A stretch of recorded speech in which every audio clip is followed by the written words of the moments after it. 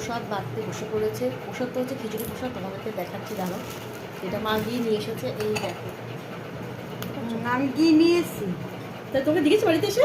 ও মা হ্যাঁ। মাকে কি ভালোবাসে, প্রসাদ মাকে বাড়িতে এসে দিয়ে গেছে। আরো প্রসাদ আছে, দেখাচ্ছি দাঁড়ো। এসে দিয়ে গেছে প্রসাদ, তাই তো? এই দেখো মাকে বাড়িতে এসে প্রসাদ দিয়ে গেছে, মাকে খুব ভালোবাসে। দেখো এই দেখো আরেকটা প্রসাদ। এটা হচ্ছে তোমার জগন্নাথ মন্দিরের প্রসাদ। কপালে থাকলে তুমি সব কিছুই পাবে। এই দেখো একটা প্রসাদ। এই যে মা একটা অলরেডি বাড়ছে আমার জন্য খিচুড়ি তরকারি। ব্যাস মা আন্না, তাহলে রাত্রে আর ভাত খেতে পারবো না, খিচুড়ি তরকারি খেলে পেট পুরো একদম ভরে যাবে। মা তো দেখেছো, মা পুরো বেড়ে ঘুরে রেখে দিয়ে। চলো তোমাদেরকে দেখাচ্ছি খিচুড়িটা কীরকম হয়েছে খেতে।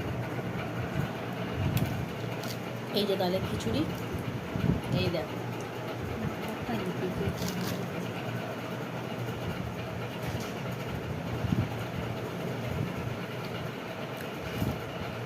ভালো যে প্রসাদটা খেতে, ভালো আছে? খেলাম, ভালো লাগছে খেতে। প্রসাদ ঠাকুরের নামে, কিন্তু সত্যি খেতে ভালো হয়েছে প্রসাদটা। খিচুড়িটা একদম শক্ত শক্ত হয়েছে, মানে বেশ টাইট খিচুড়ি দাও।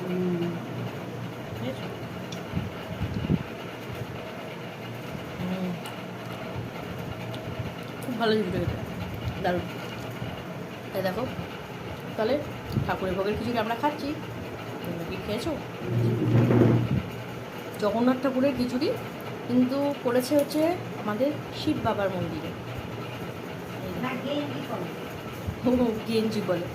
যাই হোক, মন্দিরের প্রসাদ, ভগবানের নামের প্রসাদ। ভগবান সবাইকে ভালো রাখুক, সুস্থ রাখুক।